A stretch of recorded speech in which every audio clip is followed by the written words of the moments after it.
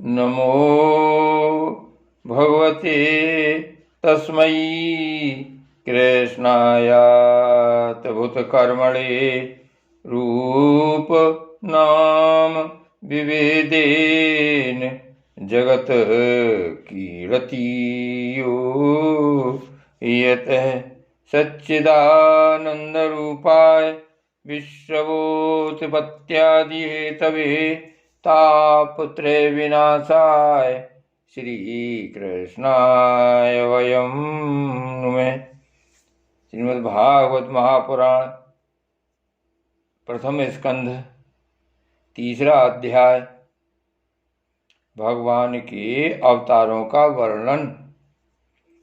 श्री सूत जी कहते हैं, सृष्टि के आदि में भगवान ने लोकों के निर्माण की इच्छा होते ही उन्होंने महतत्व आदि से निष्पन्न पुरुष रूप ग्रहण किया। उसमें 10 इंद्रियां, 1 मन और 5 भूत, ये 16 कलाएं थीं। उन्होंने कारण जल में शयन करते हुए जब योग निद्रा का विस्तार किया, तब उनके नाभि सरोवर में से एक कमल प्रकट हुआ और उस कमल से प्रजापतियों के अधिपति ब्रह्मा जी उत्पन्न हुए। भगवान के उस विराट रूप के अंग प्रत्यंग में ही समस्त लोकों की कल्पना की गई है। वह भगवान का विशुद्ध सत्वमय श्रेष्ठ रूप है। योगी लोग दिव्य दृष्टि से भगवान के उस रूप का दर्शन करते हैं। भगवान का वह रूप हजारों पैर, जांघें, भुजाएं और मुखों के कारण अत्यंत विलक्षण हैं।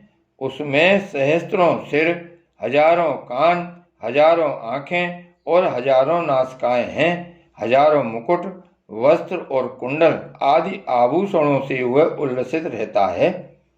भगवान का यही पुरुष रूप, जिसे नारायण कहते हैं, अनेक अवतारों का अक्षय कोश है। इसी से सारे अवतार प्रकट होते हैं। इस रूप के छोटे छोटे अंश से देवता, पशु पक्षी और मनुष्य आदि योनियों की सृष्टि होती है। उन्हीं प्रभु ने पहले कौमार्ग सर्ग में सनक, सनंदन, सनातन और सनत कुमार, इन 4 ब्राह्मणों के रूप में अवतार ग्रहण करके अत्यंत कठिन अखंड ब्रह्मचर्य का पालन किया। दूसरी बार इस संसार के कल्याण के लिए समस्त यज्ञों के स्वामी उन भगवान ने ही रसातल में गई हुई पृथ्वी को निकाल लाने के विचार से सूकर रूप ग्रहण किया। ऋषियों की सृष्टि में उन्होंने देव ऋषि नारद के रूप में तीसरा अवतार ग्रहण किया और सातवत तंत्र का, जिसे नारद पांचरात कहते हैं, उपदेश किया। उसमें कर्मों के द्वारा किस प्रकार कर्म बंधन से मुक्ति मिलती है, इसका वर्णन है। धर्मपत्नी मूर्ति के गर्भ से उन्होंने नर नारायण के रूप में चौथा अवतार ग्रहण किया। इस अवतार में उन्होंने ऋषि बनकर मन और इंद्रियों का सर्वथा संयम करके बड़ी कठिन तपस्या की। 5वें अवतार में वे सिद्धों के स्वामी कपिल के रूप में प्रकट हुए और तत्वों का निर्णय करने वाले सांख्य शास्त्र का, जो समय के फेर से लुप्त हो गया था, आसुरी नामक ब्राह्मण को उपदेश किया। अनसुईया के वर मांगने पर 6ठे अवतार में वे अत्रि की संतान दत्तात्रेय हुए। इस अवतार में उन्होंने अलर्क एवं प्रहलाद आदि को ब्रह्म ज्ञान का उपदेश किया। 7वीं बार रुचि प्रजापति की अकूति नामक पत्नी से यज्ञ के रूप में उन्होंने अवतार ग्रहण किया और अपने पुत्र याम आदि देवताओं के साथ स्वयंभू मनवंतर की रक्षा की। राजा नाभि की पत्नी मेरु देवी के गर्भ से ऋषभदेव के रूप में भगवान ने 8वां अवतार ग्रहण किया। इस रूप में उन्होंने परमहंसों का वह मार्ग, जो सभी आश्रमियों के लिए वंदनीय है, दिखाया। ऋषियों की प्रार्थना से नवीं बार वे राजा पृथु के रूप में अवतीर्ण हुए। शौनकादि ऋषियों, इस अवतार में उन्होंने पृथ्वी से समस्त औषधियों का दोहन किया था। इससे यह अवतार सबके लिए बड़ा ही कल्याणकारी हुआ। सातछुषु मनवंतर के अंत में जब सारी त्रिलोकी समुद्र में डूब रही थी, तब उन्होंने मत्स्य के रूप में 10वां अवतार ग्रहण किया और पृथ्वी रूपी नौका पर बैठकर अगले मनवंतर के अधिपति वैवस्वत मनु की रक्षा की। जिस समय देवता और दैत्य समुद्र मंथन कर रहे थे, उस समय 11वां अवतार ग्रहण करके कच्छप रूप से भगवान ने मंदराचल को अपनी पीठ पर धारण किया। 12वीं बार धन्वंतरी के रूप में अमृत लेकर समुद्र से प्रकट हुए और 13वीं बार मोहिनी रूप धारण करके दैत्यों को मोहित करते हुए देवताओं को अमृत पिलाया। 14वें अवतार में उन्होंने नरसिंह रूप धारण किया और अत्यंत बलवान दैत्यराज हिरण्यकश्यप की छाती अपने नखों से अनायास इस प्रकार फाड़ डाली जैसे चटाई बनाने वाला सीक को चीर डालता है। 15वीं बार वामन का रूप धारण करके भगवान दैत्यराज बलि के यज्ञ में गए। वे चाहते तो थे त्रिलोकी का राज्य, परंतु मांगी उन्होंने केवल 3 पग पृथ्वी। 16वें परशुराम अवतार में जब उन्होंने देखा कि राजा लोग ब्राह्मणों के द्रोही हो गए हैं, तब क्रोधित होकर उन्होंने पृथ्वी को 21 बार क्षत्रियों से शून्य कर दिया। इसके बाद 17वें अवतार में सत्यवती के गर्भ से पाराशर जी के द्वारा वे व्यास के रूप में अवतीर्ण हुए। उस समय लोगों की समझ और धारणा शक्ति कम देख कर आपने वेद रूप वृक्ष की कई शाखाएं बना दी। 18वीं बार देवताओं का कार्य संपन्न करने की इच्छा से उन्होंने राजा के रूप में रामावतार ग्रहण किया और सेतु बंधन, रावण वध आदि वीरतापूर्ण बहुत सी लीलाएं की। 19वें और 20वें अवतारों में उन्होंने यदुवंश में बलराम और श्री कृष्ण के नाम से प्रकट होकर पृथ्वी का भार उतारा। इसके बाद कलयुग आ जाने पर मगध देश बिहार में देवताओं के द्वेषी दैत्यों को मोहित करने के लिए अजन के पुत्र रूप में आपका बुद्धावतार होगा। इसके भी बहुत पीछे जब कलयुग का अंत समीप होगा और राजा लोग प्रायः लुटेरे हो जाएंगे, तब जगत के रक्षक भगवान विष्णु यश नामक ब्राह्मण के घर कलिक रूप में अवतीर्ण होंगे।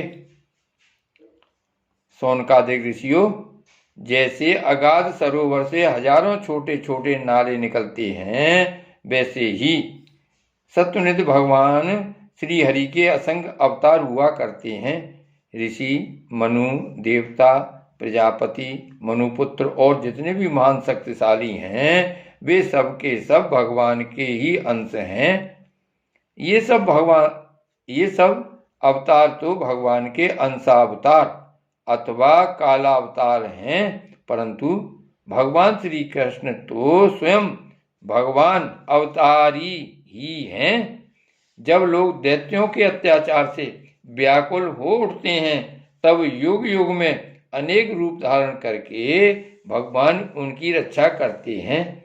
भगवान के दिव्य जन्मों की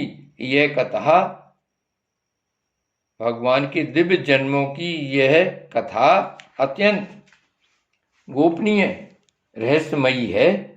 जो मनुष्य एकाग्र चित्र से नियम पूर्वक सायंकाल और प्रातःकाल प्रेम से इसका पाठ करता है, वह सब दुखों से छूट जाता है। प्राकृत स्वरूप रहित चिन्मय भगवान का जो यह स्थूल जगदाकार रूप है, यह उनकी माया के महतत्वादि गुणों से भगवान में ही कल्पित है।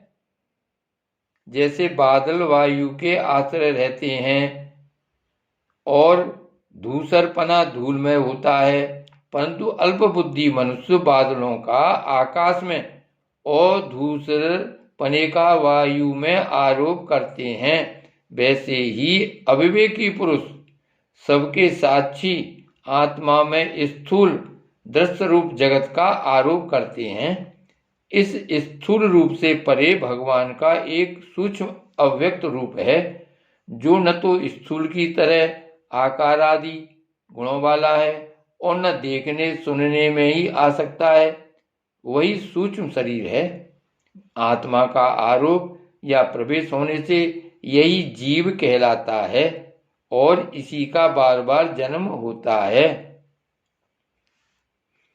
उपर्युक्त इस सूक्ष्म और स्थूल शरीर अविद्या से ही आत्मा में आरोपित हैं। जिस अवस्था में आत्म स्वरूप के ज्ञान से यह आरोप दूर हो जाता है, उसी समय ब्रह्म का साक्षात्कार होता है। तत्वज्ञानी लोग जानते हैं कि जिस समय यह बुद्धि रूपा परमेश्वर की माया निवृत्त हो जाती है, उस समय जीव परमानंद में हो जाता है और अपनी स्वरूप महिमा में प्रतिष्ठित होता है।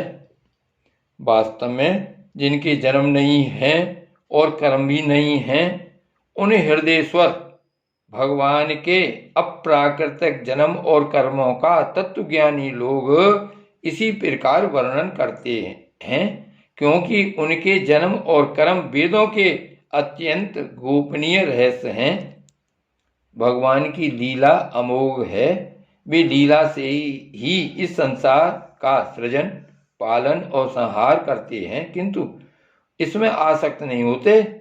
प्राणियों के अंतःकरण में छिपे रहकर ज्ञानेंद्रिय और मन के नियंता के रूप में उनके विषयों को ग्रहण भी करते हैं, परंतु उनसे अलग रहते हैं। वे परम स्वतंत्र हैं। ये विषय कभी उन्हें लिप्त नहीं कर सकते।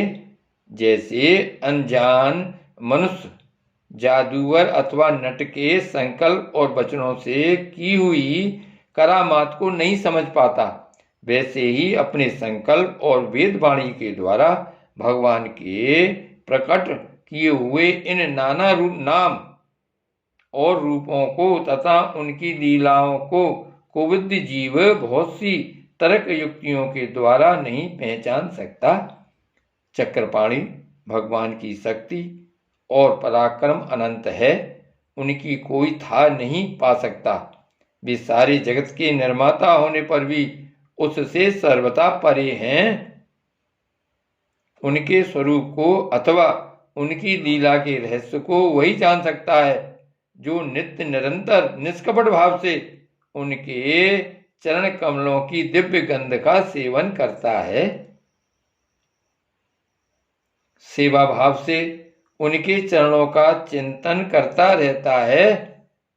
शौनकादिक ऋषियों, आप लोग बड़े ही सौभाग्यशाली तथा धन्य हैं, जो इस जीवन में और विघ्न बाधाओं से भरे इस संसार में समस्त लोगों के स्वामी भगवान श्री कृष्ण से वह सर्वात्मक आत्मभाव, वह अनिर्वचनीय अनन्य प्रेम करते हैं, जिससे फिर इस जन्म मरण रूप संसार के भयंकर चक्र में नहीं पड़ना पड़ता। भगवान वेद व्यास ने यह वेदों के समान भगवत चरित्र से परिपूर्ण भागवत नाम का पुराण बनाया है। उन्होंने इस श्लाघनीय, कल्याणकारी और महान पुराणों को लोगों के परम कल्याण के लिए अपने आत्मज्ञानी शिरोमणि पुत्र को ग्रहण कराया। इसमें सारे वेद और इतिहासों का सार संग्रह किया गया है। सुखदेव जी ने राजा परीक्षित को यह सुनाया। उस समय वे परम ऋषियों से घिरे हुए आमरण अनशन का व्रत लेकर गंगा तट पर बैठे हुए थे। भगवान श्री कृष्ण जब धर्म ज्ञान आदि के साथ अपने परम धाम को पधार गए, तब इस कलयुग में जो लोग अज्ञान रूपी अंधकार से अंधे हो रहे हैं, उनके लिए यह पुराण रूपी सूर्य इस समय प्रकट हुआ है। शौनकादिक ऋषियों, जब महातेजस्वी श्री सुखदेव जी महाराज वहां इस पुराण की कथा कह रहे थे, तब मैं भी वहां बैठा था। वहीं मैंने उनकी कृपा पूर्ण अनुमति से इसका अध्ययन किया। मेरा जैसा अध्ययन है और मेरी बुद्धि ने जिस प्रकार इसको ग्रहण किया है, उसी के अनुसार इसे मैं आप लोगों को सुनाऊंगा। श्री भागवत भगवान की जय। श्री वल्लभाधीश की जय। श्री गोवर्धननाथ की जय। श्याम स्वरूप श्री हरमने महारानी की जय। श्री गोकुलनाथ की जय। जय जय श्री गोकुलेश, जय जय श्री गोकुलेश।